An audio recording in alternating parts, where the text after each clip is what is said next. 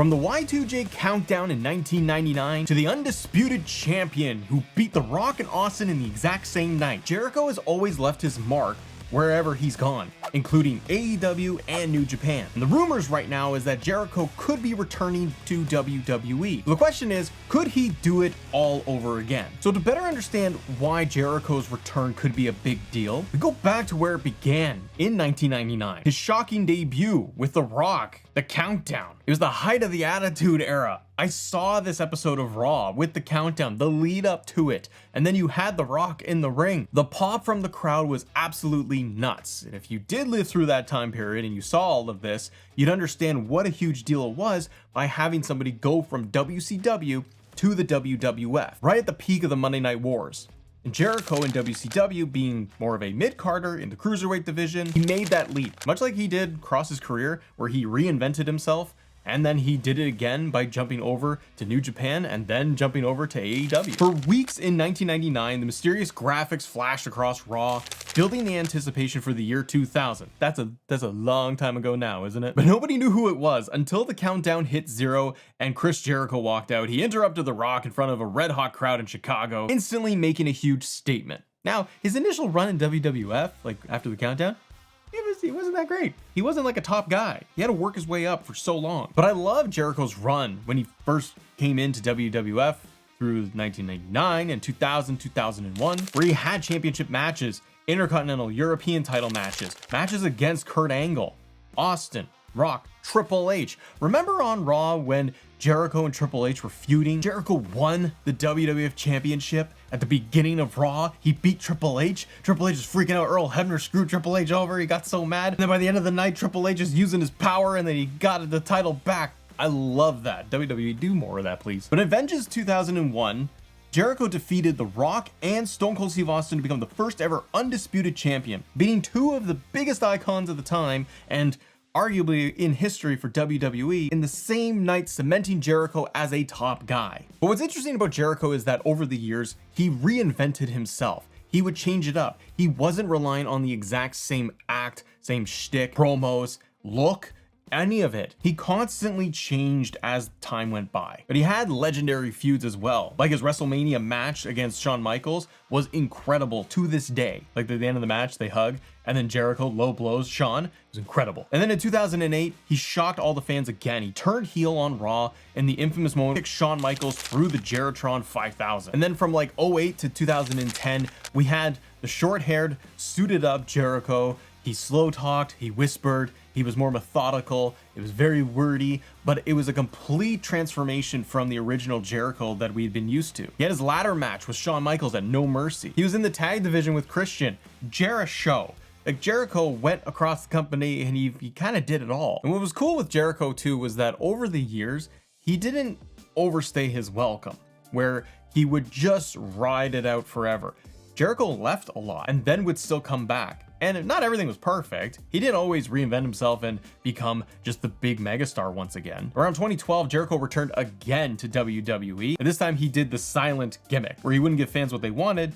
He would just go to the ring, grab a mic, not talk. And I remember watching that and thinking, this is dumb, but it added more heat. People were frustrated with him. And after that, it led to a feud with CM Punk, where they would have a WrestleMania match to decide who was best in the world. And then one of the more popular pieces of Jericho's work was the List of Jericho, teaming up with Kevin Owens, the Festival of Friendship being one of the more iconic moments in WWE TV history. It's funny because since we have had like the Bloodline and that whole saga, we had some very memorable moments of that on TV. Sami Zayn saying he's not very Usi. Jey Uso saying he doesn't care what the Tribal Chief said. Some memorable stuff there for TV. And the Festival of Friendship was one of those iconic moments and segments, because here you had these two guys that were partnered up that were hilarious, and during a period of WWE where, I don't know, it wasn't all that great, but this was a storyline that you were gravitated towards. And the Festival of Friendship was amazing because you knew the turn was coming. Kevin Owens was going to turn on Jericho, and it's a piece of storytelling that I feel WWE does not do enough,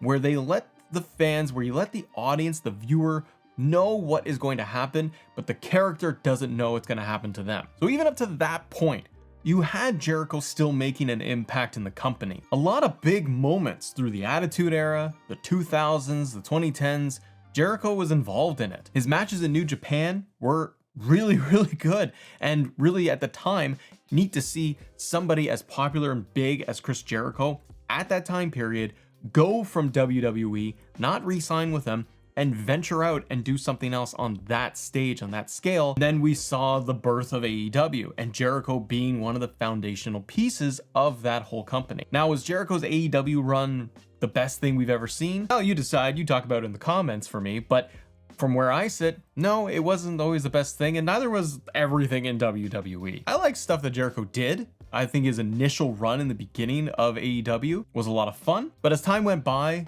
it kind of felt like he was spinning his wheels and trying new things, and things weren't sticking.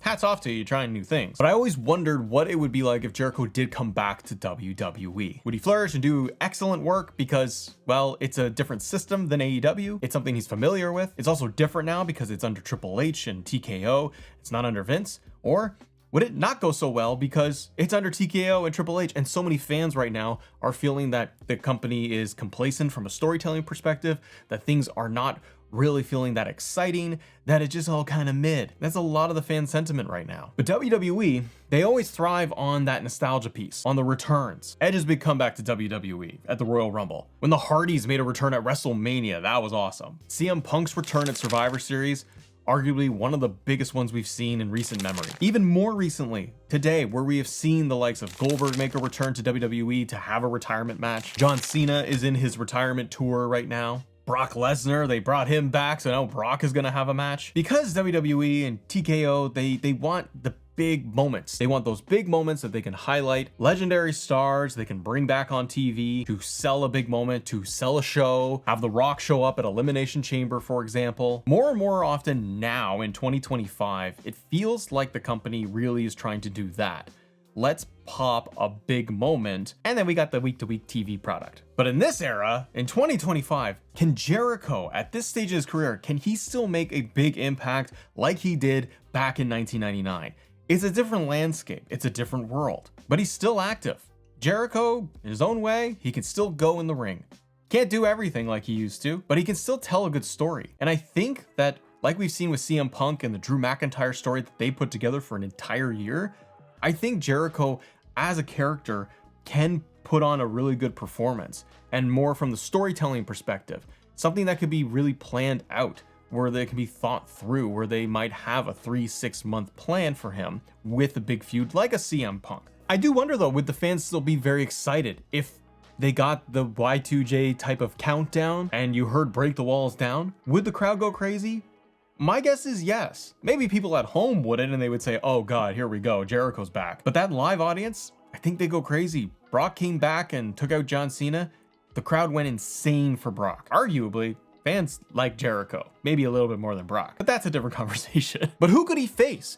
Jericho going through so many legendary feuds. Austin Rock, Triple H, Shawn Michaels, Kurt Angle, CM Punk, and today's roster being able to have different feuds, newer opponents, and some nostalgia. If he's back in time, Jericho could face John Cena one more time. I kind of doubt it based on the schedule. I think LA Knight would be an amazing opponent just for verbally on the microphone. What if they brought Jericho back as a babyface, and in a couple of months, he's one of Seth Rollins' opponents? Bring him back as a big nasty heel to go up against CM Punk, rekindle that feud, and rely on the storytelling element. Gunther is always another one. Gunther seems to just retire legends now. Maybe when Gunther returns, him and Jericho could go at it, or seeing him go up against Randy Orton. But Jericho's debut all the way back in 1999 changed so much, and he reinvented, transitioned, changed so much over the years in the company and throughout his career. It's possible that he does it again in 2025 and 2026. As long as the creative is there, the storytelling is there, the opponents are there. I mean, all the stars need to align properly. Depends how they treat him. Is it a big deal like a CM Punk return, John Cena, where they're going to have things planned out in advance? But the other piece you could see with Jericho returning is having a final run with the company and then getting inducted into the Hall of Fame. But the question is, who do you want to see Jericho face if he does come back to WWE? Maybe he stays in AEW, maybe he retires, we don't know. But for more WWE topics and content, click this video right here. Thank you so much for watching, everybody. Have a great day. See ya.